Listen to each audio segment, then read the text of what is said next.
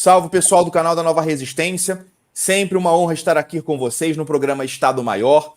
Carlos Velasco e eu sempre convidando alguém, sempre trazendo alguém interessante para que a gente possa conversar sobre temas nacionais, internacionais, sejam política, geopolítica, economia, cultura, artes, etc. Tudo com o objetivo de dar uma perspectiva mais ampla em relação ao que está acontecendo no mundo, oferecer novas perspectivas sobre uma série de fenômenos, e sempre com o objetivo de enriquecer e participar na formação daquilo que nós podemos considerar como sendo um campo nacionalista brasileiro, que é ainda bastante incipiente, que está ainda engatinhando rumo aí, talvez, a algum tipo de maior expressão pública no nosso país. E hoje nós contaremos com a ajuda, com a colaboração do Rui Costa Pimenta, presidente do PCO, que é aí atualmente a principal formação político-partidária marxista-leninista do Brasil. E nós conversaremos hoje, fundamentalmente, no esteio do retorno dele de uma viagem interessante, uma viagem que me parece bastante interessante, me parece importante, em que ele pôde ter contato direto com o vértice do Hamas, né?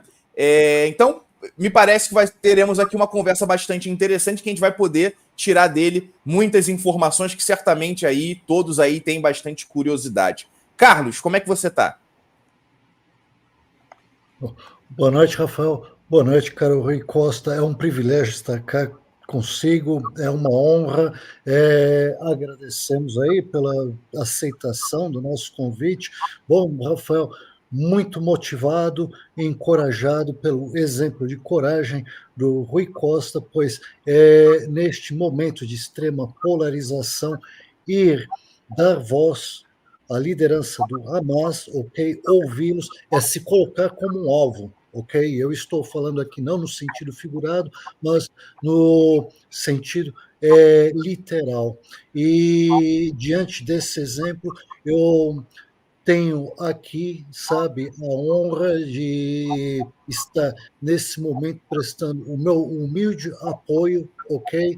E conclamando todos a seguir esse exemplo, pois é um momento fundamental. E vamos aqui ouvir o Rui Costa, que nos tem a contar a respeito dessa situação tão central da contemporaneidade. Por favor, Rafael.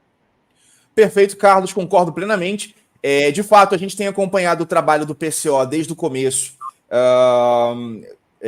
desde o 7 de outubro, né, quando o Hamas lançou, a gente pode chamar aí, utilizando o exemplo russo, uma operação militar especial, né, nos arredores de Gaza. Eu creio que essa analogia é bastante razoável, na verdade. A gente tem visto o trabalho do PCO, um trabalho bastante corajoso, um trabalho que tem merecido aí uma metralhadora de inquéritos e de acusações e perseguições e por aí vai. De modo que, ao invés de recuarem, eles deram aí um salto para outro continente para poder se encontrar pessoalmente com a liderança do Hamas, o que eu acho assim excelente. Agora, é aquilo. O trabalho que o Rui Costa Pimenta fez em relação a essa visita, na minha opinião, era para ser o trabalho básico de todo jornalista que se preze de alguma mídia nacional. Ninguém fez, desde o começo, né, desde o pós-operação do Hamas no 7 de outubro. Ninguém no Brasil, ninguém de uma das principais mídias foi atrás de conversar com a liderança política, né, com as lideranças políticas palestinas de um modo geral, muito menos com a do Hamas. Então, da nossa parte, parabéns para o Rui Costa Pimenta. Então, Rui, seja muito bem-vindo aqui no nosso espaço. Pode já até comentar suas primeiras palavras. Eu já vou engatar também uma primeira questão, muito básica, introdutória. Eu queria que você também comentasse um pouco para a gente as suas impressões iniciais nessa visita, né, em relação ao trato com o Hamas, com a sua liderança. Que impressão você teve, de fato, do Hamas e das pessoas com as quais você estava lidando? Bom, eu primeiramente agradeço o convite para falar para o público de vocês aqui. Nós temos aqui muitas diferenças de opinião, mas nós temos uma coisa em comum que é muito importante, que é a luta contra os donos do mundo, os donos do planeta Terra, né? Que fica, inclusive, atestado pela perseguição que vocês vêm sofrendo do Departamento de Estado norte-americano. E que as pessoas no Brasil, a maioria da esquerda, não condena esse fato. Muita gente até acha normal, até acha bom. Então, eu queria primeiramente deixar estabelecido isso. Em segundo lugar, eu tive uma impressão excelente da liderança do Hamas. Nós conversamos com muita gente. Nós fomos muito bem recebidos, né? Eu sempre tive uma opinião muito favorável dos árabes, né? Eu sempre achei que era um povo assim de qualidades superiores, em geral, né? E essa impressão se confirmou, né? Os palestinos que eu encontrei lá, que são palestinos que não estão no Brasil, que continuam bastante ligados, né, ao que está acontecendo na Palestina diretamente, todos eles me causaram uma excelente impressão. É um povo evoluído, é um povo culto, né?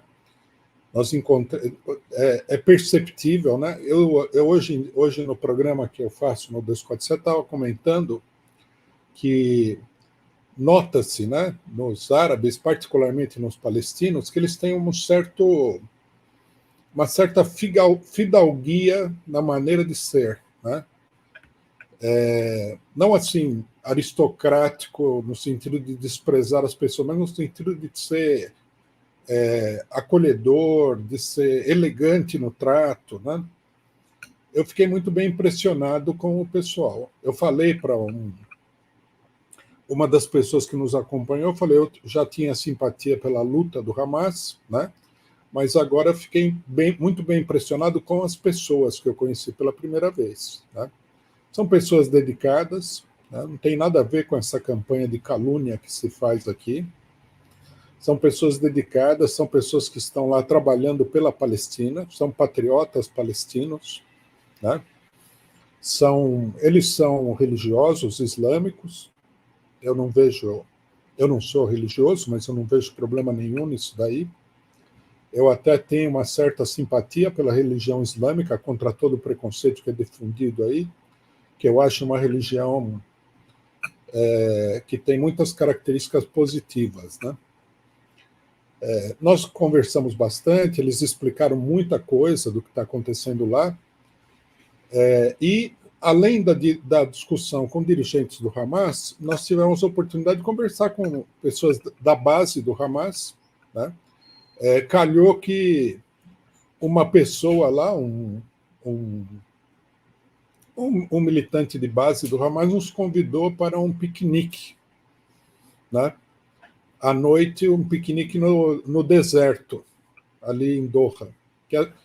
O Catar, não sei se vocês conhecem, é uma cidade cercada de deserto. De um lado tem o mar, do outro lado tem o deserto. Não tem mais nada naquele país.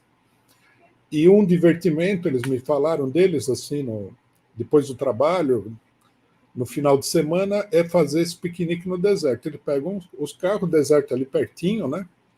Eles colocam uns tapetes e tal, e apareceram lá umas 40 pessoas, algumas do Hamas e outras que não eram do Hamas, eram amigos do pessoal, né?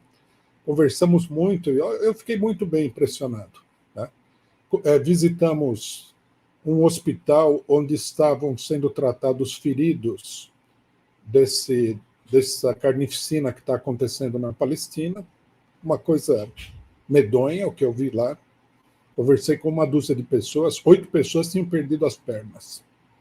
Uma coisa muito impressionante. Crianças, mulheres grávidas, é uma coisa horrível. Mas também fiquei bem impressionado na conversa com essa gente, como eles mantêm, né, o seu moral elevado, o seu espírito elevado. Também nos receberam bem, né, gostaram do convite, porque ao mesmo tempo que eles são pessoas cultas, evoluídas e até, né, como eu falei, tem um certo ar de fidalguia são muito acolhedores e muito simples, no final das contas, né? Nós chegamos a almoçar lá com um dos principais dirigentes do Hamas, ele mesmo servia comida para a gente, era uma coisa assim, né? Não era o que você esperaria de um grupo dessa estatura, que ele tivesse assim uma pose, um nariz empinado, tratasse você como um... Não, nós nos sentimos em casa, né? Então, eu tive uma impressão muito positiva do pessoal, dos palestinos em geral e da liderança do Hamas em particular. Achei muito interessante ver isso ao vivo, né? Conversar com as pessoas, ver quem são, como são. Eles me impressionaram muito bem, bem demais. Perfeito. Agora eu vou ter que anotar aqui num caderninho piquenique no deserto com o Hamas como aí um dos meus objetivos de vida, que me parece uma programação bastante interessante. Em relação a isso que você comentou sobre a fidalguia dos palestinos, eu lembro de ter... Eu estava traduzindo um livro e ali se comentava um pouco que quando começam a surgir os reinos árabes, né, tem a descoberta do petróleo, etc., acabou sendo muito comum que os emires e sheiks, etc., contratassem ou empregassem os palestinos recém-expulsos de suas terras, né, na alta hierarquia dos seus governos, como diplomatas, como ministros e por aí vai. Vou ver histórico de ministros da Jordânia, ou mesmo da Arábia Saudita, histórico de embaixadores, diplomatas, é cheio de palestinos. Aí eu fui dar uma olhada nisso aí, é porque, de fato, no Império Otomano, aquela região ali do Levante, de um modo geral, uma região pacificada há muito tempo, uma região civilizada há bastante tempo, era a população árabe mais erudita, mais alfabetizada, com maior número de poetas, muitos vizires otomanos vieram da região da Palestina. Então, você vê fotos da época, é gente, independentemente do status social, que tem um certo porte, né? Tu vê ali dos idosos, né? Das mulheres e tal, tu vê que é uma... Diferentemente da imagem que a gente tem hoje em dia, né? A gente não, mas enfim, que se passa dos palestinos como selvagens, por exemplo. Vejam só como os egípcios não querem recebê-los. Por que vocês acham que os egípcios não querem recebê-los? Diferentemente desse tipo de imagem que a gente vê sionistas passando por aí, quando você estuda realmente, tu vê que é uma população com uma certa nobreza histórica que torna a sua tragédia ainda mais dolorosa até, né? Porque é uma população que foi lançada na indigência, praticamente na mendicância, né? Carlos. Pois, eu também, ao longo da minha vida, tive contato com vários palestinos, a maior parte universitários, e notei neles um espírito, sabe, de amor pelo conhecimento, que era incomum, ok? Encontrei também isso entre eslavos, esse mesmo espírito chinês, mas no Ocidente é raro encontrar isso já. Mas mesmo na população que não teve acesso a estudo universitário, notava esse respeito e a busca pelo conhecimento, pois é uma população muito curiosa a respeito do mundo, sabe? Eles são, e bom, a gente já tem uma formação, né? Eu odeio essa palavra, mas vamos usar cosmopolita, porque aquilo sempre foi, né? Um cadinho, um lugar de encontro, né? Entre civilizações, etc. Eu acho que entre os levantinos, os palestinos são talvez os mais sofisticados. Isso é impressionante, que apesar de toda a brutalidade a que foram submetidos, continuam, né, demonstrando esse amor pela cultura, pelo conhecimento, pelo diálogo, né? É algo realmente... E agora, aproveitando, né, essa observação a respeito da sofisticação dos palestinos, eu queria perguntar o seguinte para você, caro Rui, é o seguinte, a gente não pode esquecer uma coisa no meio de toda essa crise, é que quem começou, ok, digamos assim, quem despoletou a crise, ou pelo menos deu o primeiro passo, quem tem aqui o controle, né, da situação, é o Hamas. O Hamas não reagiu. ele agiu, ok? Eu não estou aqui fazendo nenhum tipo de, digamos assim, condenação por isso. Eu estou simplesmente a dizer que o Hamas tomou a iniciativa.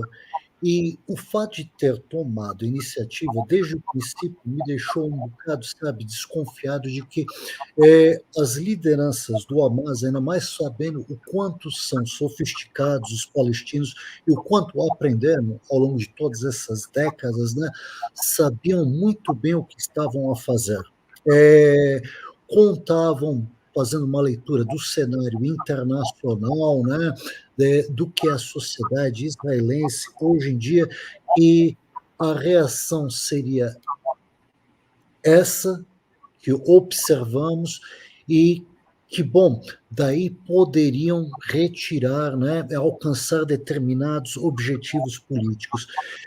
Segundo, na sua concepção, caro Rui Castro, eu queria saber quais são esses objetivos políticos, se os palestinos se aproximaram ou se afastaram ao longo destes meses destes objetivos políticos, e também se o quanto essa ação do Hamas foi tomada num determinado momento, graças à conjuntura internacional, especialmente graças ao fato, né, da Rússia ter iniciado a ação militar especial na Ucrânia, e isso ter aberto uma janela de oportunidades. Por favor, senhor Rui Costa. Antes de responder a sua pergunta, só queria destacar um fato sobre essa característica dos palestinos. Eu comprei recentemente um livro, que é um livro muito importante da literatura política árabe, que é O Despertar Árabe, de um escritor palestino chamado Jorge Antônios.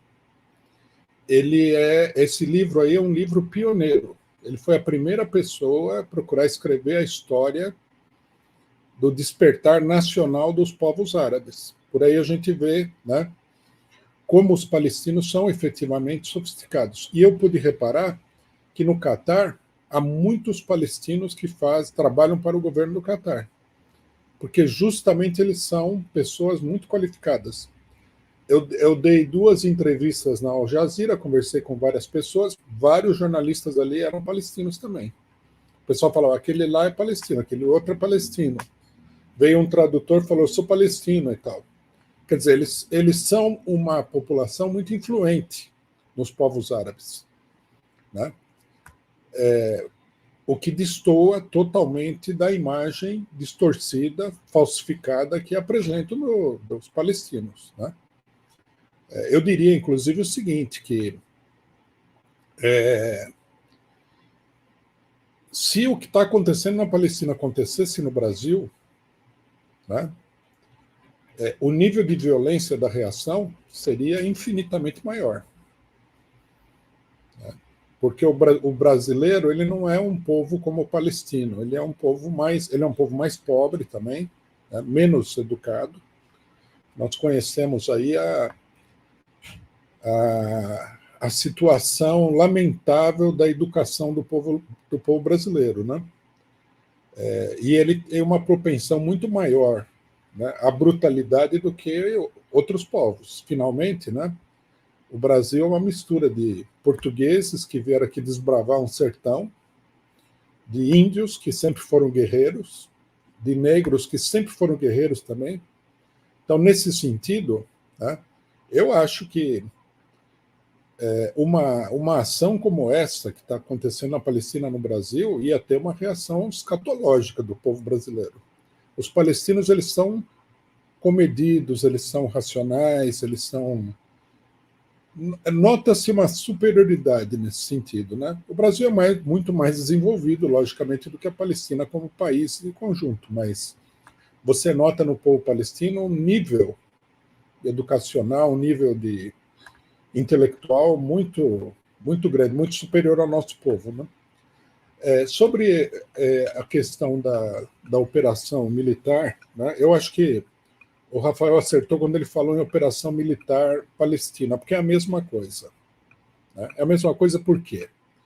Na Rússia, os russos foram assistindo aquele cerco prolongado que foi se fazendo. Chegou na Ucrânia. Viram o golpe de Estado de 2014, viram o bombardeio da população do Donbass.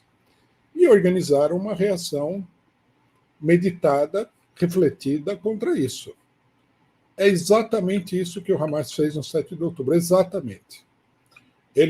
Os palestinos estão sofrendo muito na mão dos israelenses, com o governo Netanyahu, há alguns anos já.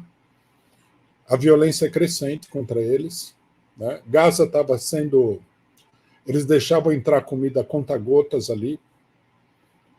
Então, não foi o Hamas apenas. Todos os partidos palestinos, com exceção do partido que está na autoridade palestina, se organizaram e decidiram botar um fim nessa situação.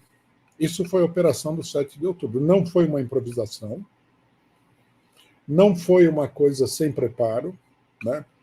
Se tem uma coisa que eu ouvi várias vezes dos dirigentes do Hamas é o seguinte: nós temos condições de resistir por meses. Mais do que o exército israelense, eles falaram. Eu, quando vi a operação, eu falei, isso aqui é um golpe de mestre. A pessoa que bolou essa operação aqui é um verdadeiro gênio da estratégia política e militar, porque é um fato político. Eu acho que eles viram a oportunidade, depois da derrota do imperialismo no Afeganistão, foi muito vergonhosa, e depois da operação russa, né, na Ucrânia. Eles olharam e falaram, abriu-se uma possibilidade muito grande. Então, foi isso. Né? Lembrando sempre que o 7 de outubro foi uma operação militar, não foi uma operação de um bando de 3 locados aí para atacar civis. Né? Se morreram civis, morreram efetivamente, foi devido às circunstâncias da coisa, mas o Hamas não saiu, não preparou toda uma operação, não se preparou para uma guerra prolongada para sair por aí matando indiscriminadamente as pessoas, estuprando mulheres. Isso é uma fábula vergonhosa. Né? Então, eu acho que sim, eu acho que foi uma coisa muito certeira, muito precisa. E eu notei nos dirigentes do Hamas que eles têm profunda confiança no que eles estão fazendo. Em momento nenhum eu notei, eu sou uma pessoa politicamente experiente, que a pessoa estava ali procurando criar uma fachada de serenidade quando ele estava nervoso. Não. Eu senti da parte não só da liderança do Hamas, dos palestinos em geral, aquela coisa assim, finalmente nós estamos aqui rompendo esse cerco. Tá? Qual que é o objetivo político do Hamas? O objetivo imediato do Hamas é o seguinte: acabar com o cerco à Palestina e à Cisjordânia. Acabar com a ocupação militar dos territórios. Porque o povo lá estava sendo, na faixa de Gaza, o povo estava sendo morto aos poucos. Então, acabar com isso. Né? Em segundo lugar, a libertação dos presos. Porque a gente ficou ouvindo, né? Essa conversa mole, precisa libertar os 130 reféns. Só que tem 12 mil palestinos presos. Crianças, mulheres. São todos presos políticos, não são presos militares. As pessoas não foram presas porque elas cometeram nenhum crime, na maioria. Digamos assim, do ponto de vista dos israelenses, se você atacar eles é um crime. Mas, mesmo nessas condições, não foi isso que aconteceu. O pessoal foi preso por motivo puramente político. Né? Então, eu acho que esse é o objetivo imediato. Agora, eu vejo, né, que a ação, né, da resistência palestina, liderada pelo Hamas, ela criou uma nova situação política mundial. Se a gente colocar isso aí sobre o que está acontecendo na Ucrânia, né, se a gente sobrepor uma coisa a outra, eu diria que a situação política mundial ela ingressou numa nova etapa. E nós vamos ter que ver como é que termina o negócio na Palestina para definir claramente o perfil dessa nova etapa. Né? A minha opinião, né, isso queria colocar para vocês bem claramente, é o seguinte: o que está acontecendo na Palestina não é uma luta de um grupo militar, é uma revolução do povo palestino. Essa é a minha convicção. É uma convicção tanto teórica como o que eu vi nas pessoas, o nível de determinação, de consciência, né, correspondem a uma revolução. O que está acontecendo na Cisjordânia tem confirmado essa nossa caracterização. Eu vi hoje, por exemplo, que grupos armados que se organizaram na Cisjordânia, que não são do Hamas, não são da Jihad Islâmica, não são da Frente Popular pela Libertação da Palestina, estão atacando os postos de controle israelenses. Atacaram 10 hoje. Quer dizer, isso aí já é o povo está se armando. Né? Todo mundo que tem condições de se armar está se armando. Em Rafah, apareceram milícias populares no meio dos refugiados. Eles decidiram reagir ao exército israelense. Quando você tem um movimento tão generalizado como esse, é uma revolução. Né? O que é fundamentalmente uma revolução? É quando a consciência das amplas massas de uma população se modifica no sentido de ir para a decisão. Nós temos que ir, temos que fazer agora e tal. Quando existe essa consciência, isso é uma revolução das amplas massas. Né? Eu acho que é isso que está acontecendo na Palestina. Oh, muito obrigado, caro Rui Costa. Também eu faço essa mesma leitura e digo, na melhor das hipóteses, para Israel, essa guerra acaba, digamos, com uma vitória no terreno da parte do Hamas, pois Israel não tem condições de aguentar isso, ok? Mas, muito mais importante, Israel sai com o espírito completamente quebrado. Sai com o espírito completamente quebrado e a aura de invencibilidade também porque também aqui uma coisa importante, né, que Israel tem condições, pensando em armas nucleares, né, em último recurso, em utilizá-las para se defender, mas contra uma insurgência, enfim. Rafael, por favor. Perfeito. E aí tem que lembrar, você falou bem também dessa questão do mito da invencibilidade, porque todos os países ao redor estão tomando nota, né? Começando, na verdade, pelo Hezbollah, mas também outros países que têm os seus ajustes de conta a fazer. O próprio Egito tem coisas aí a resolver com Israel na prática. É bom saber que a liderança do Hamas tem uma consciência geopolítica, né? Eu tinha essa impressão à distância. Na verdade, só fazia sentido essa operação se de fato os caras tiverem aí um cálculo muito refinado das relações de força atuais no que concerne Estados Unidos, Rússia, Israel. Tem que lembrar que Israel mandou armas e munições para a Ucrânia, por exemplo, então isso foi uma questão que certamente entrou no cálculo. Né? Então, o rápido desenvolvimento do Irã também é algo que certamente entrou no cálculo. O possível temor dos Estados Unidos de interferir diretamente por causa do Irã também é algo que entra no cálculo. Então, assim, deve ter sido um cálculo bastante refinado que mostra aí que sabem o que estão fazendo, que eles têm o principal aliado deles, me parece que é o tempo. E, na prática, a Rússia, apesar, claro, a Rússia, no caso, é uma grande potência, um grande país, enfrentando superficialmente um país menor, ainda que com todo o peso da OTAN por trás, eles também estão utilizando o tempo a seu favor. E o Hamas também está sabendo jogar com o tempo a seu favor, apesar das diferenças aí, né, na comparação entre a resistência palestina, de um modo geral, claro, e a Rússia. Eu vou agora... assim, pessoal, deem like aqui na nossa live, compartilhem a nossa live, distribuam aí. O PCO tem sido censurado, eu fiquei sabendo que o canal deles perdeu a monetização, eu não duvido que eventualmente a gente perca monetização também, às vezes se bobear até por conta dessa live mesmo. Então é importante que o pessoal sempre dê like, compartilhe, divulgue, mandem pix. Aqui na descrição do vídeo tem um link para uma campanha no Catarse da nossa editora, que está lançando 2 livros aí interessantes, então apoiem ali. Um é um livro que aborda a questão da ideologia de gênero, o outro é um livro que aborda a instrumentalização política da pandemia pelo neoliberalismo. Então vocês deem uma olhada lá no Catarse, vocês vão conseguir esses livros, tá? Então, Rui, eu vou te perguntar agora, daquilo que você conversou, ouviu no que concerne o Hamas, como que eles avaliam os cenários de conclusão?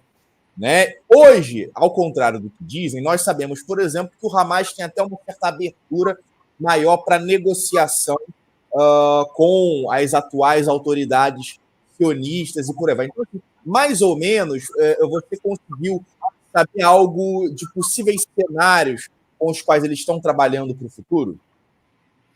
Olha, eu perguntei para eles o que eles esperam, né, da luta que eles estão travando, e as respostas foram todas muito otimistas. Né? Eles acham que... não é que eles acham que eles vão sair vitoriosos, eles já se consideram vitoriosos. Né? Me falaram coisas assim: nós estamos no 5º mês da guerra e os israelenses não conseguiram nada. A única coisa que eles conseguiram foi matar de maneira criminosa a população civil. Mas no terreno militar eles não conseguiram nada, não conseguiram libertar reféns. Eles falaram que iam erradicar o Hamas, iam ocupar a faixa de Gaza, eles não estão conseguindo fazer nada disso. Então, esse foi um tipo de avaliação que eu ouvi. Ouvi uma outra avaliação de uma pessoa que era responsável do Hamas em Gaza. Ele saiu de lá um pouco antes da operação, e ele disse o seguinte, que, na opinião dele, a sociedade israelense é uma sociedade fraca, ao contrário do que aparece na propaganda, e que seria muito coesa, que eles têm a mesma opinião e tal. Ele falou que não. Israel é um caso, né, de artificialismo, de engenharia social muito grande. Né? Uma parcela muito significativa da população do país tem dupla nacionalidade. Bom, esse pessoal, já mais de 1 milhão de israelenses com dupla nacionalidade saiu de Israel durante esse período do conflito. Esse número de 1 milhão, eu ouvi na imprensa aí lá pelo 2º mês. Agora já deve ter saído 2 milhões. A gente, não sei se vocês tiveram a oportunidade de ver, um vídeo que mostra filas imensas no aeroporto de Tel Aviv. O pessoal está indo embora. Agora, o governo israelense falou que vai mudar a lei de recrutamento para recrutar os ultra-ortodoxos, que são contra a guerra, em geral, são contra essa guerra em particular, e não são favoráveis ao próprio governo israelense. Então, você imagina o nível de crise com que nós estamos lidando aí. O tamanho das mentiras que eles contam dá a dimensão do desespero político que eles têm aí. Eu acho, né, elaborando um pouco essas coisas que eu ouvi, que a sociedade israelense está profundamente desequilibrada interiormente, né?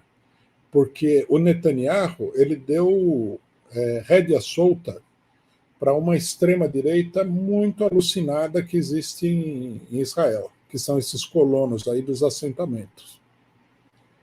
Um pessoal muito violento, muito fanático, muito louco, em última instância. Eu acho que isso daí revela uma divisão no interior da sociedade israelense vertebral. Né? Fizeram uma pesquisa, eu vi uma pesquisa feita pelos israelenses, me chamou a atenção, falava que 90% dos israelenses estavam favoráveis ao que está acontecendo na faixa de Gaza. Isso não é verdade. Eu não acredito que tenha tanta gente assim que seja sedenta de sangue. Eu acho que uma boa parte desse pessoal está contra. O país está divididíssimo. E a divisão é uma divisão, inclusive, que coloca em questão, né, o dogma fundamental, que você não pode ser contra o Estado judeu. Eu acho que nós estamos assistindo aqui, né, nós entramos aqui nos capítulos finais da história dessa operação, né, elaborada pelo imperialismo britânico, que foi a criação do Estado de Israel, e que foi continuada aí pelo imperialismo norte-americano, inclusive com a ajuda da antiga União Soviética durante um período. Né? Eu acho que nós estamos vendo o fim disso daí. É uma coisa que se esgotou. A opinião pública mundial está horrorizada com isso. Né? O pessoal quer o cancelamento do sionismo do mundo. Não é o cancelamento na rede social, é o cancelamento do mundo. Vocês falaram aí, né? Pode ter uma onda de antissemitismo. Eu pessoalmente, não estou vendo essa onda de antissemitismo. Pode acontecer, né?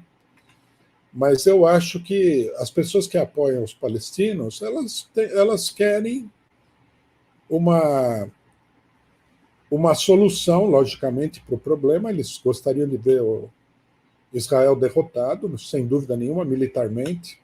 Mas eu não acho que o pessoal está aí para beber o sangue de ninguém, não é isso que está acontecendo. É o apoio à dignidade de um povo, né? A luta pela libertação de um povo, é uma coisa que eu diria que vem com sentimentos bastante elevados. Né? Mas eu acho que nós estamos o Estado israelense, criado há 75 anos, ele está nos seus estertores. Pode demorar um pouquinho mais, mas eu acho que isso aí não vai durar, não. E não é para durar, porque, veja só, isso daí é uma ditadura, como era na África do Sul, um regime de apartheid. Não tem como. Se a situação não for muito favorável para você, é difícil manter isso daí. Né? Essas ditaduras brutais, para existir, elas precisam de um entorno político e econômico muito favorável. Se a terra começa a tremer, é o pior tipo de regime possível para você administrar a situação. Né? Você vê, a África do Sul, isso aí foi durante décadas. Quando veio a crise capitalista, começou a vazar água por todos os lugares. E acabou. Né? Levou a uma situação muito revolucionária na África do Sul. Na Palestina, na minha opinião, a situação é revolucionária agora. Né? Esse banho de sangue, inclusive, o pessoal atribui isso aí a vários motivos que os israelenses teriam. Eu acho que tem motivos diversos. Mas eu acho que o motivo principal é que eles são conscientes de que eles estão diante de uma revolução, e que toda a população palestina está se levantando contra eles, que isso vai atingir o próprio Estado de Israel, e eles decidiram afogar a revolução em sangue, que é uma tática comum de todo contra-revolucionário. Inclusive foi usada contra os palestinos pelos britânicos.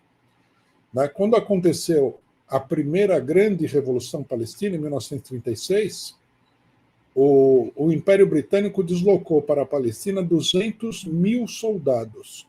Você imagina o que é isso? E só de pessoas exiladas, você teve mais de 40 mil pessoas. Né? Foram dezenas de milhares de mortos e feridos. Eles viram que era uma revolução, eles tentaram contornar, tentaram e tal. Isso tem toda uma história, não vamos entrar no mérito aqui. Mas no final eles falaram: a única maneira de parar isso daqui é afogar o negócio em sangue. E eu acho que os sionistas, que são alunos desse imperialismo britânico, eles estão seguindo os passos do mestre. Só que nós não estamos em 1936. Né? Nós estamos numa época totalmente distinta daquela.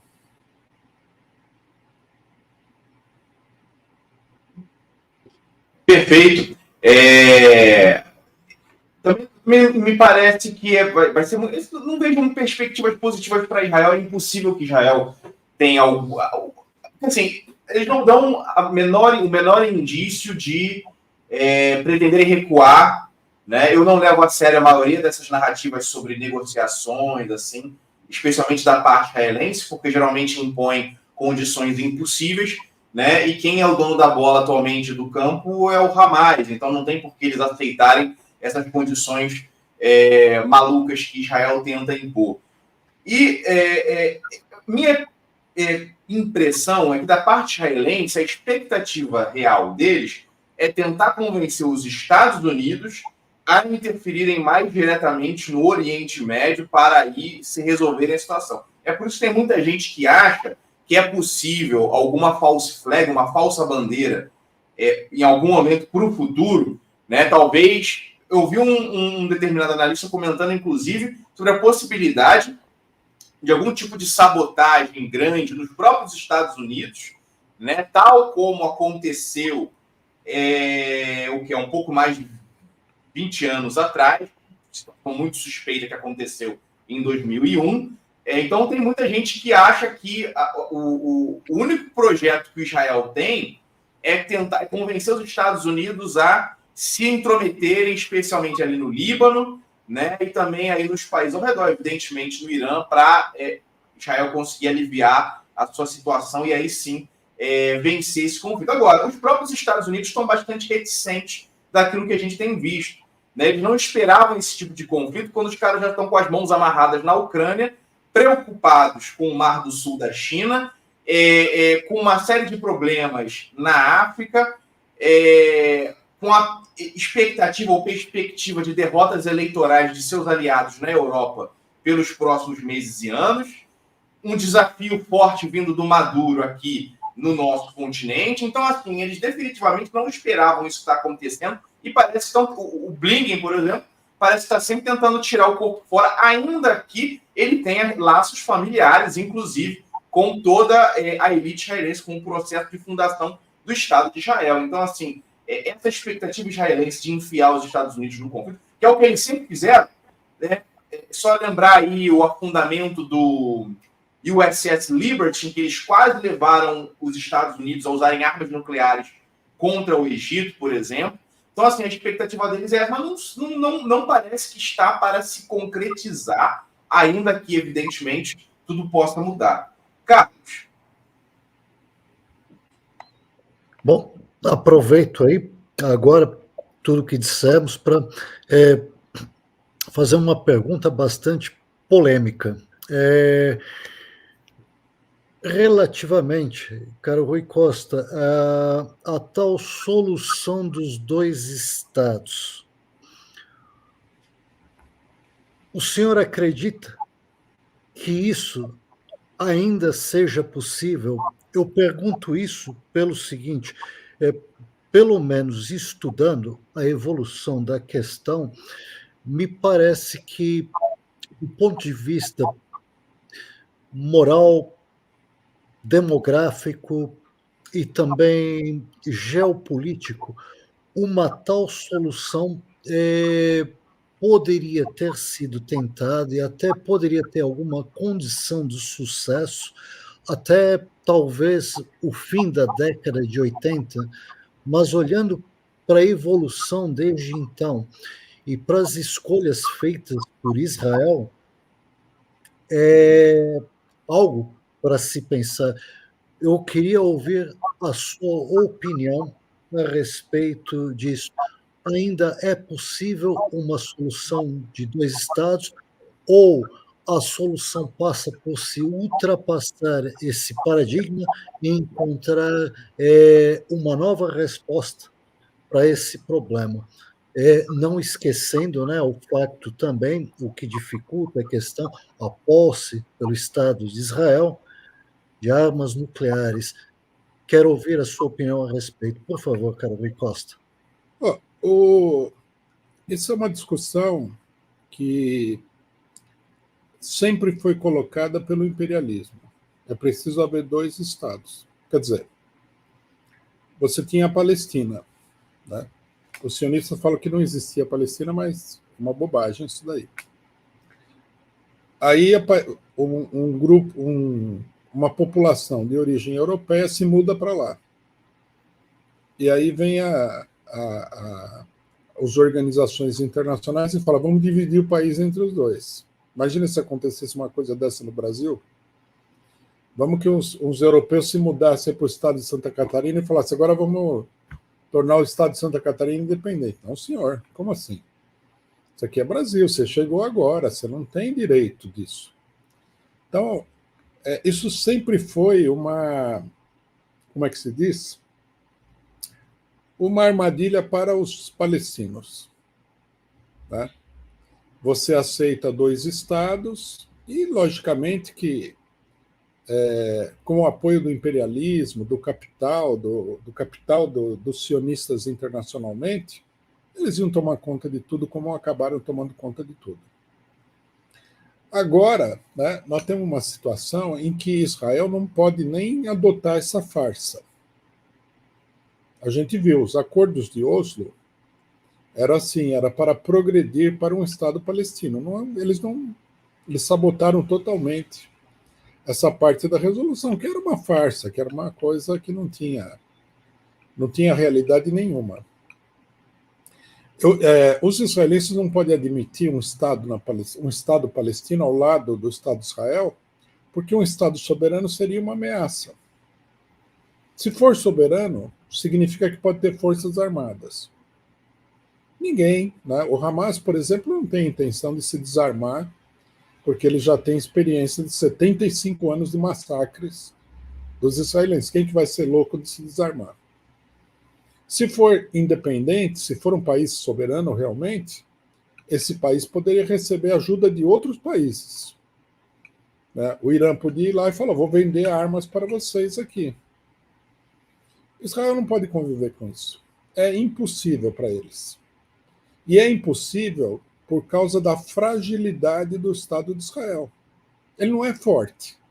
Porque se ele fosse forte, ele concedia isso daí. Mas como ele não é forte, como ele é fraco, ele não pode conceder. Então, eu acho que essa solução só vai aparecer assim em extremis. Fora dessa situação, o imperialismo não vai aceitar, o Israel não vai aceitar. Eles vão propor para o Hamas e para os palestinos uma nova farsa. Eles estão falando em 2 estados, vão propor uma nova farsa. Né? Os palestinos também, eles têm uma reivindicação que é uma reivindicação crucial, que é o seguinte, que é o direito da população palestina retornar ao seu país. Porque o Estado de Israel é o produto de uma pilhagem, um roubo. Tá? Os palestinos é uma coisa interessante. Você conversa com os palestinos, a pessoa fala, eu sou de Jerusalém, mas você vai ver, o cidadão nunca esteve em Jerusalém. A família dele originalmente era de Jerusalém e foi expulsa. Né? O outro fala, eu sou de Jaffa, que é Tel Aviv hoje. Também a pessoa nunca esteve lá. Alguns nasceram na Cisjordânia ou nasceram na faixa de Gaza, mas todos eles lembram o lugar de onde era a família deles. Né? As casas, as terras de agricultura foram todas roubadas. Quer dizer, é muito difícil você consolidar isso daí, sem... Né? E eu acho que essa seria a única solução para Israel, exterminar completamente a população palestina. Né? Agora, eu acho assim, desse ponto de vista, o Hamas está numa situação confortável. O Hamas e os palestinos estão numa situação confortável. Eles podem ir para a mesa de negociação e falar, tudo bem, nós vamos aceitar a solução de 2 estados. Porque isso fortaleceria a posição deles. A situação mudou. Em 1948, os israelenses que aceitaram a partilha. Os árabes recusaram. O que era óbvio, né? Por que você vai aceitar a divisão do seu próprio país? Eu aqui no Brasil não aceitaria de jeito nenhum. Nem consideraria isso daí, nem remotamente. Agora, naquela época, a partilha significava o seguinte, os israelenses mais bem organizados iam tomar conta.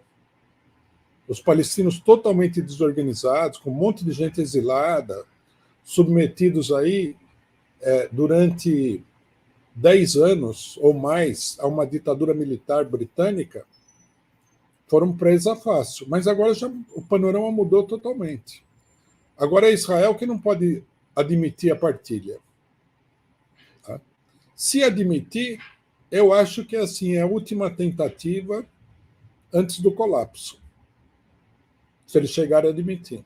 Eles não querem nem considerar isso daí, né?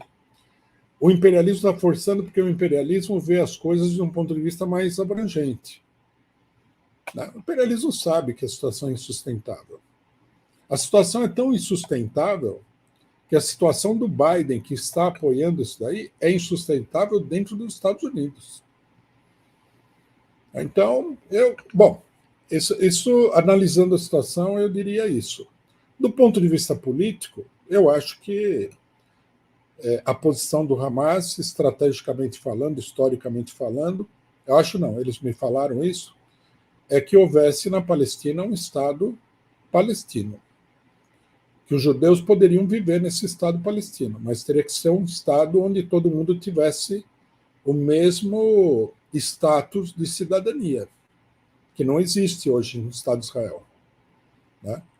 Essa é a proposta deles. Eles falam, nós não temos nada contra os judeus. Contrariamente ao que muita gente fala, que eles são a favor do extermínio dos judeus, o programa deles diz, não somos contra os judeus, somos contra o sionismo.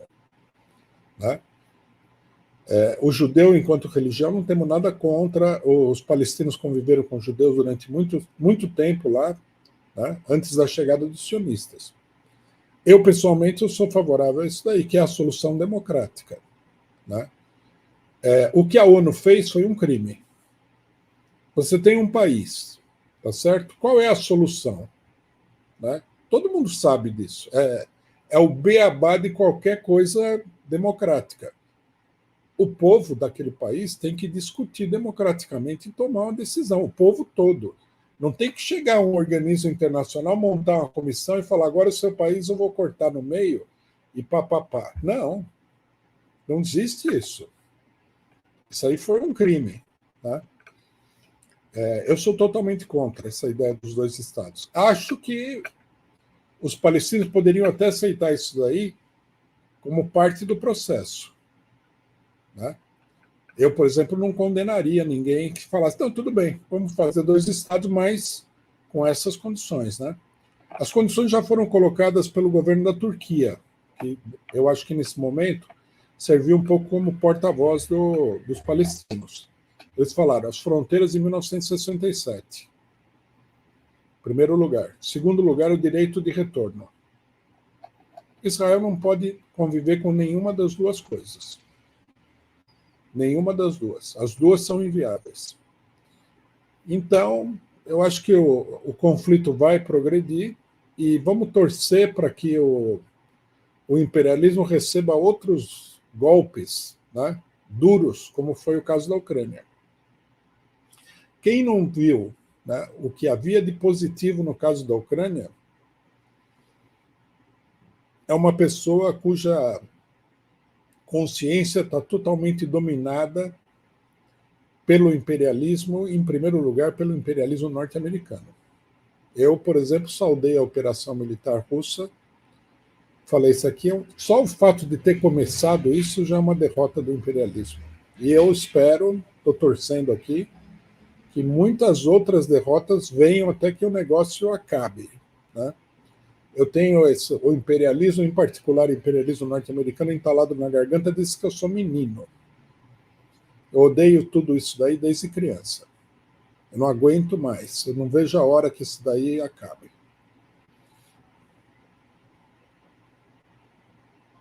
Muito obrigado, Carlos Rico. Só faço aqui, para reforçar a sua ideia, uma observação.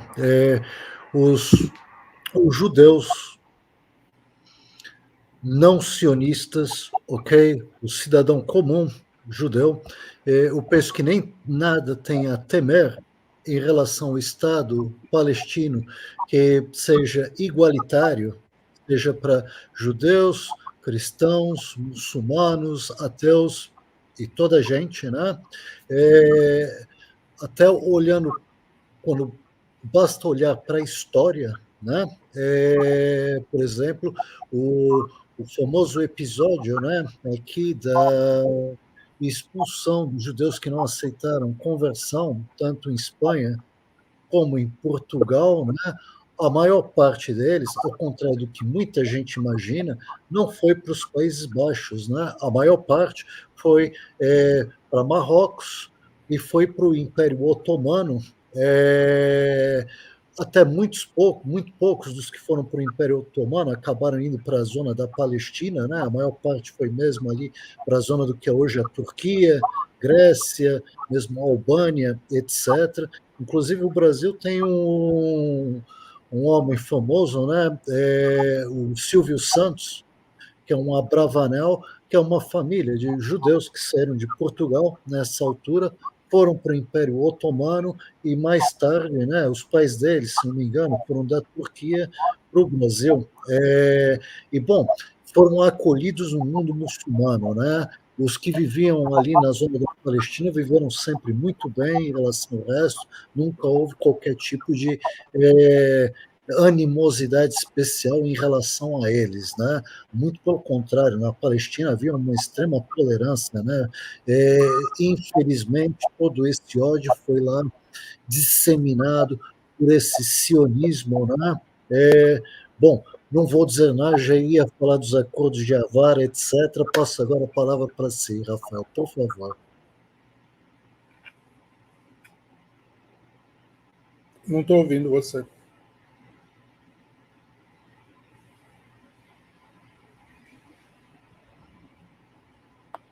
Alô, alô, alô? Alô, alô?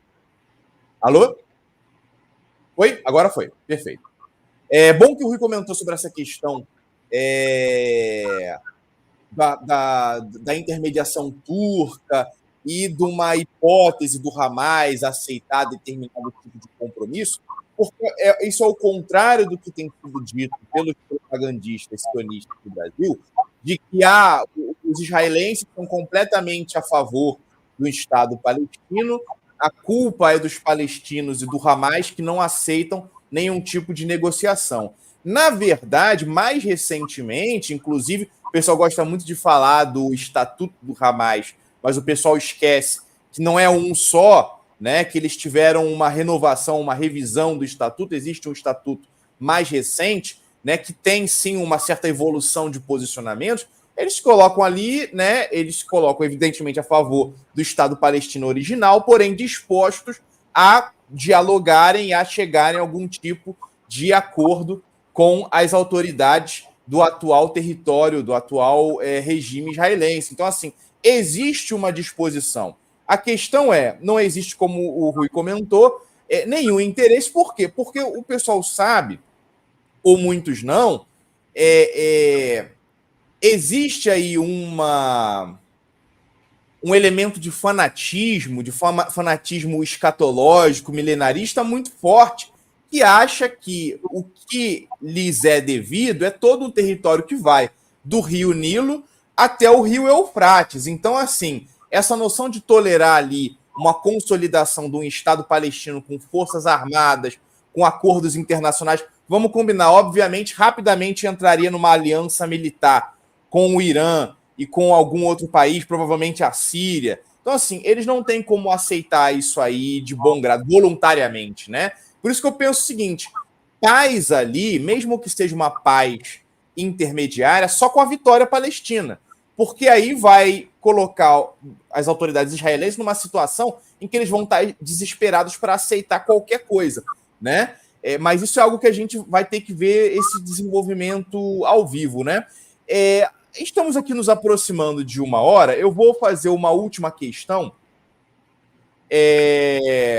que eu acho que é até de um tema que o Rui Costa já comentou no Twitter, mas aí é bom também perguntar em uma entrevista. Ele comentou sobre a galardia, né, sobre a fidalguia dos palestinos. Eu lembro de ter visto um vídeo que eu achei muito interessante, que mostrava, porque me parece, pelo que eu vi, a NR tem vários muçulmanos, né? Então, alguns camaradas comentaram comigo de um determinado vídeo, em que era um vídeo da preparação dos operativos, né, dos comandos que participaram da Operação Militar de 7 de outubro. E não eram quaisquer caras que estavam ali. Eles parece que foram selecionados apenas homens que haviam decorado completamente o Alcorão, que eram capazes de recitar o Alcorão, e existe um termo específico no Islã para isso, né?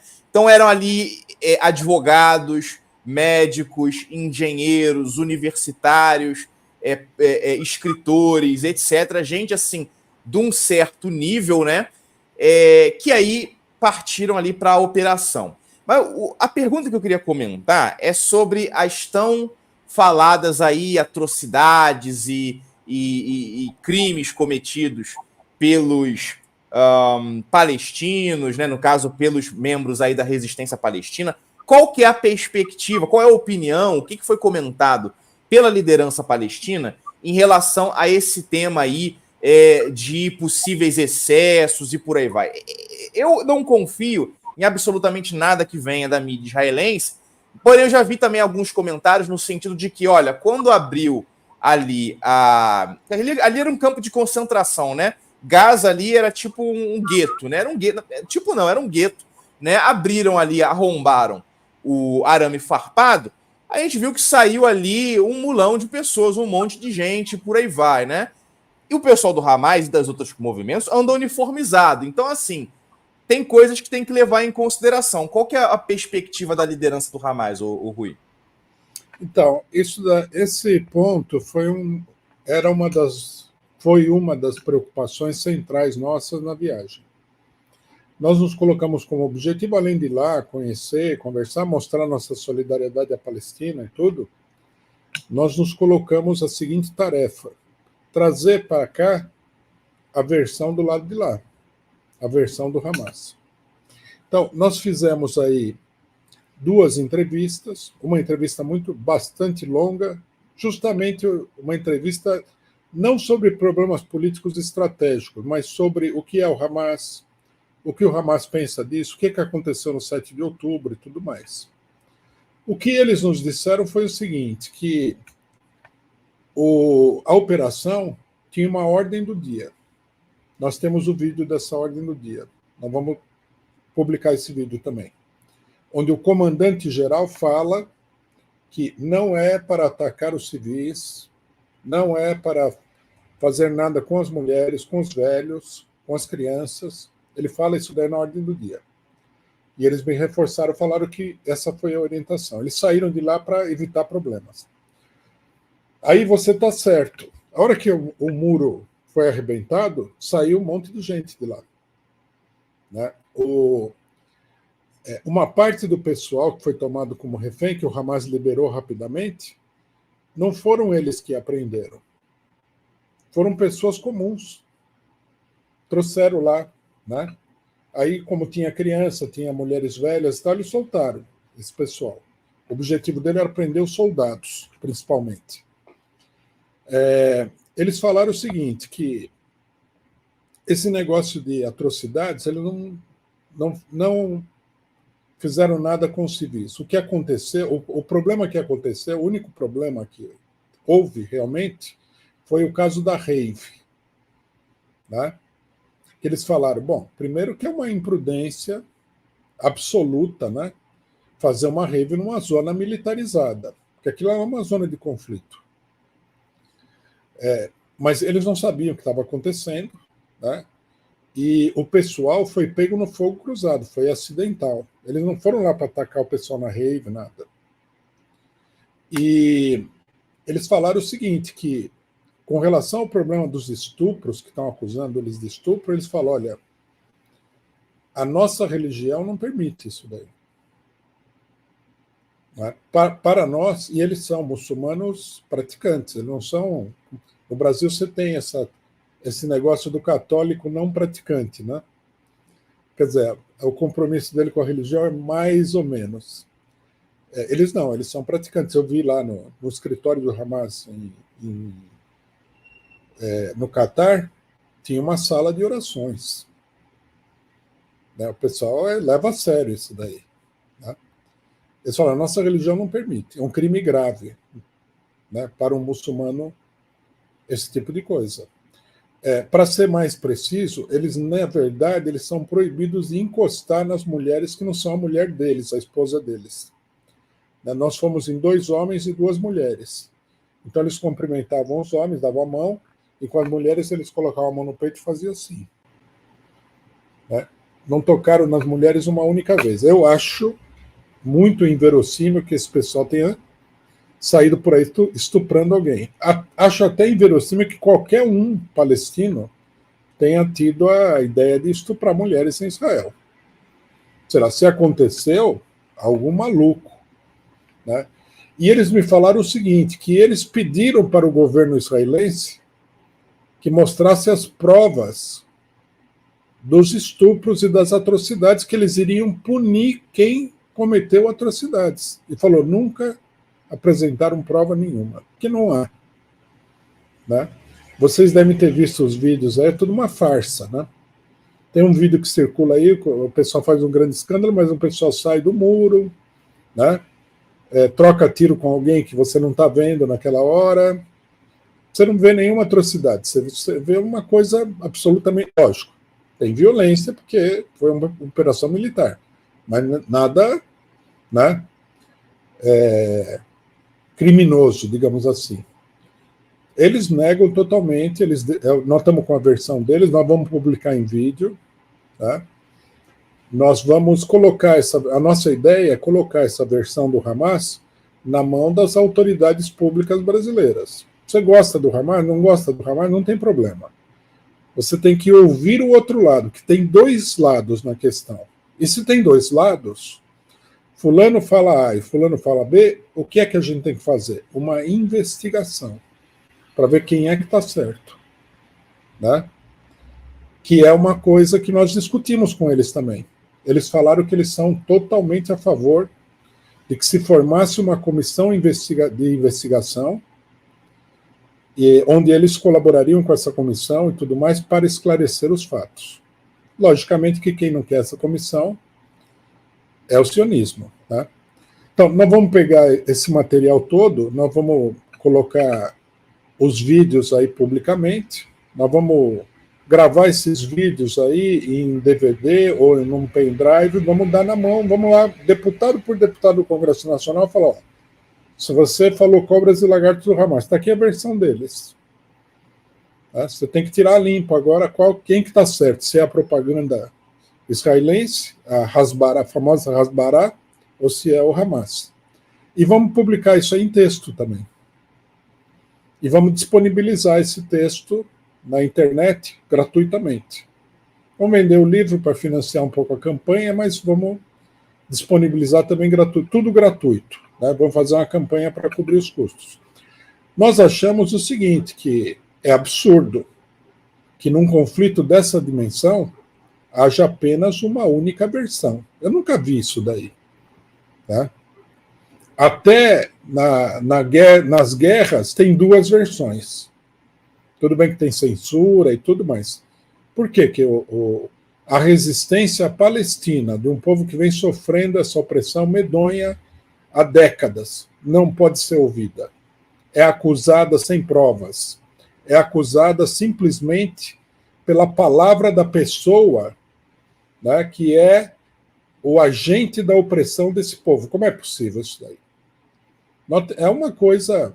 Eu, inclusive, nos meus programas, critiquei inclusive o próprio Lula, porque o Lula insiste em falar que ele condena o ataque terrorista do dia 7 de outubro. Mas quem disse que foi um ataque terrorista, como eles dizem? Quem que disse que foi assim?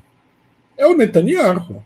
Como é que você pode formar um julgamento, né, com base na palavra de uma pessoa que que está matando lá 40 mil pessoas, 80 mil feridos, a maioria crianças, 8 mil mulheres, 15 mil crianças? Como é possível isso daí? Parece que a gente vive aqui uma coisa kafkiana. Né? A imprensa disse que o Hamas A, B e C e ninguém vai atrás para saber do negócio. É como vocês falaram no começo. Não teve um único jornalista brasileiro que foi entrevistar o Hamas. Eles dão entrevista. Que alguém poderia pensar, não, é difícil entrevistar o Hamas. Não, não é verdade. Eles dão entrevista.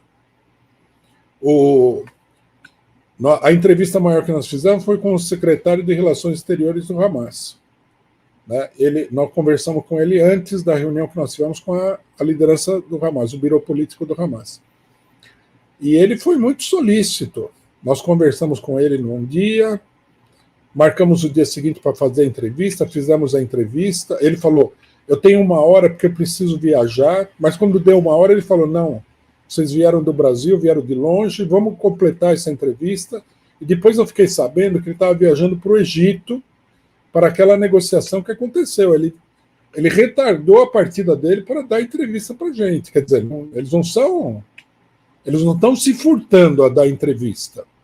O Ismail Haniyeh falou que ele não está dando entrevista, mas quem deu a entrevista seria o homem número 2 do Hamas.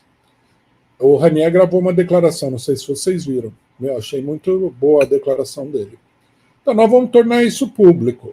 Eu fico pessoalmente afetado por esse tipo de coisa, que as pessoas não têm esse mínimo sentimento de democrático, de justiça, que é uma questão de justiça. Você tem 2 lados, você não vai sair por aí condenando alguém da sua cabeça. Pô. Por que tratar? E os palestinos, eles merecem uma consideração muito grande. É um povo muito sofrido.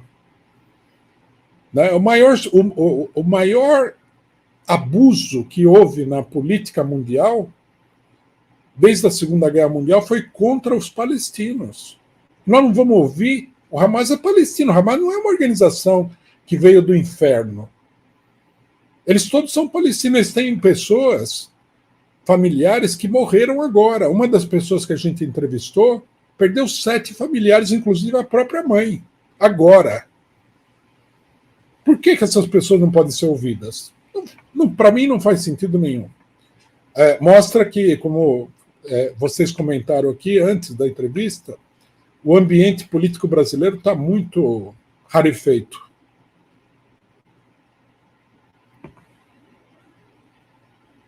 Perfeito, excelente. É absurdo, é incrível como não se dá atenção nenhuma, e tudo que se fala numa perspectiva palestina se chama aí de, como é que é, Ministério da Saúde do Hamas ou coisa do tipo, como se eles não pudessem ter aí uma leitura em relação aos fatos, né? É uma desumanização total do outro, de modo que tudo que é feito contra ele se torna absolutamente legitimado. O problema, e isso é muito típico das democracias liberais do Ocidente, o problema desse universalismo todo, desse suposto humanitarismo, dessa pretensão de falar em nome da humanidade e dos direitos humanos, é quem se arroga esse tipo de escudo, de bandeira dos direitos humanos, é o mais propenso a excluir o outro da humanidade. Porque se tem um conflito, e se você é o cara dos direitos humanos, quem está do outro lado não é um ser humano. Então, assim, isso é o que está sendo feito exatamente nesse momento com o povo palestino, também em um grau menor com os russos, né? Só que os russos aí são uma grande potência, então conseguem lidar com essa situação muito melhor. Estão aí no maior país do mundo, então tentar isolar o maior país do mundo é um pouco complicado, né? Mas o povo palestino, que é um povo, né, pequeno em extensão aí, territorial e populacional comparativamente com outros povos, aí eles têm uma maior facilidade para fazer essa operação de desumanização. Aí soma aí com islamofobia, soma com uma série de outros preconceitos, racismo também, soma com um conjunto total aí de preconceitos, e não existe nem a possibilidade de ouvir. Eu particularmente, eu considero os palestinos um povo de mártires, porque através da carne deles, eles exibiram para o mundo a face do mal.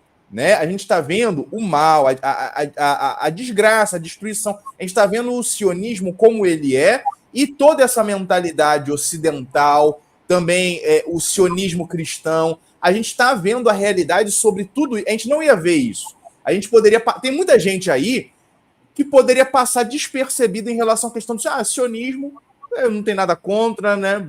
Não é nada demais e tal. Sionismo cristão, neopentecostalismo e tal. Beleza, né? Agora, imagine, por exemplo, tal como tem muita gente diz, se fizerem isso numa Argentina da vida, de tomar um pedaço do território para dar aí para a construção também de um país sionista, de um território sionista.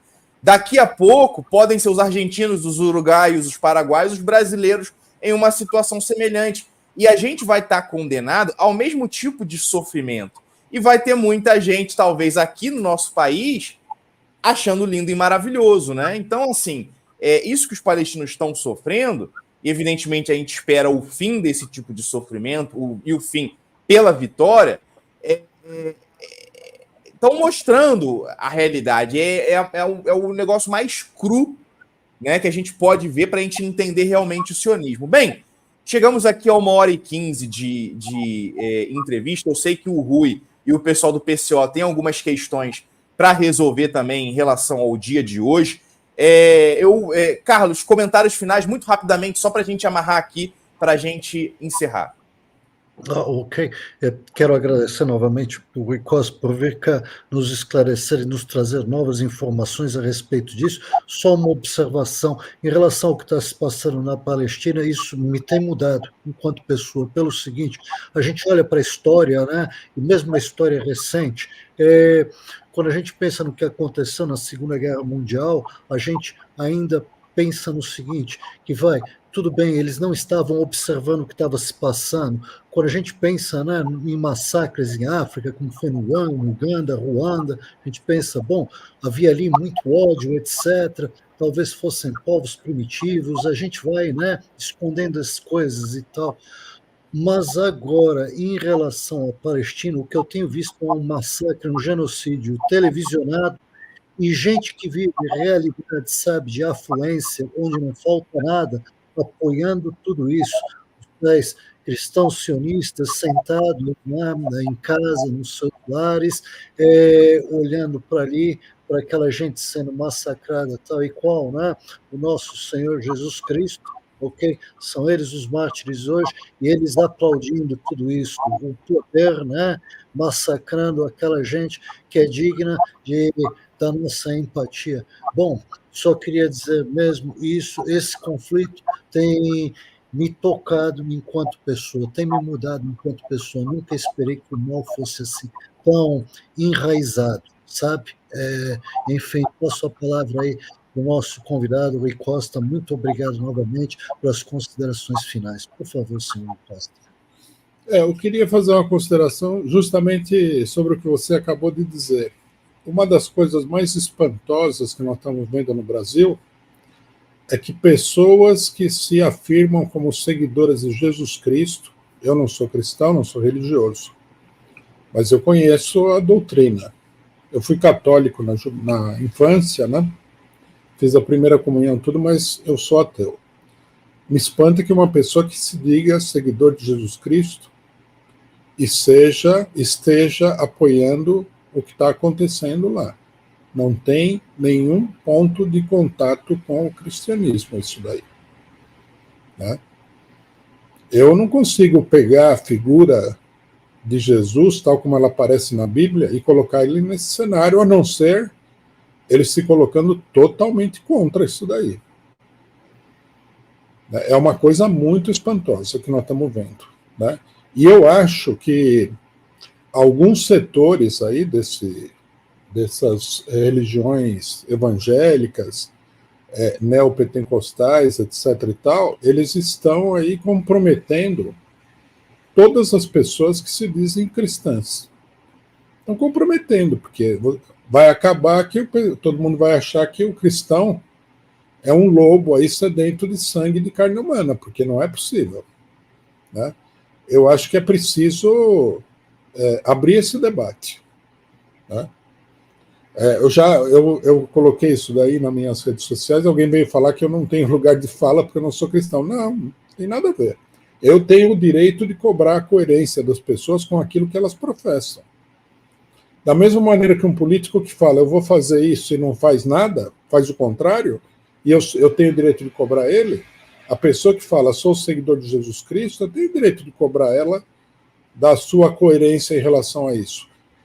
Né? Assim como todo mundo tem o direito de cobrar, né, a minha coerência com os meus princípios. Ninguém pode exigir que eu seja cristão, mas pode exigir que eu esteja de acordo com os meus princípios. Então, eu acho que tem que haver esse debate, né? É uma coisa muito ruim, muito assustadora para o futuro, né? Porque, vamos ter claro, se o pessoal é capaz de apoiar isso que está acontecendo lá, o que é que eles não serão capazes de apoiar aqui, em relação ao povo brasileiro? Porque isso é muito preocupante. É um mau sinal, né? É muito sangue, é muita sede de sangue, é muita crueldade, sadismo. É monstruoso. Você falou, isso aí mudou você. É uma coisa que tem um impacto enorme em qualquer pessoa normal. Tá? Tem que ter esse impacto. Como é que você pode ver crianças sendo mutiladas todos os dias? Né? Minha filha me comentava o seguinte, que ela é militante do PCO, ela tem experiência política. Falou, é difícil, todo dia você vê essas imagens. É difícil de ver. E nós não temos nada... Né? Nós somos contra isso daí. É difícil. E aí as pessoas vêm apoiar isso. É espantoso. Nós estamos vivendo aqui numa época espantosa. Perfeito, Rui. Novamente, muitíssimo obrigado por sua presença aqui. Enriqueceu bastante o nosso canal, nos iluminou um pouco em relação ao que pensa o Hamas, como é que são aí a liderança e as bases do Hamas. Então essa viagem aí foi uma viagem excelente, extremamente proveitosa. Vamos continuar acompanhando as repercussões dessa viagem. O Rui comentou aí que tem conteúdo ainda a ser liberado para o público, né? Tem vídeo, tem texto aí para ser liberado, então vamos continuar acompanhando esse material. E é isso, pessoal. Agradeço a presença de todo mundo que está aqui. Se inscrevam aqui, se inscrevam também no Causa Operária TV. Acompanhem lá também o site do Diário da Causa Operária. Quem puder, que não conhece ainda, vá no nosso site também, da Nova Resistência. E é isso, pessoal. Muito obrigado a todo mundo e até a próxima. Bernardo, pode fechar aí.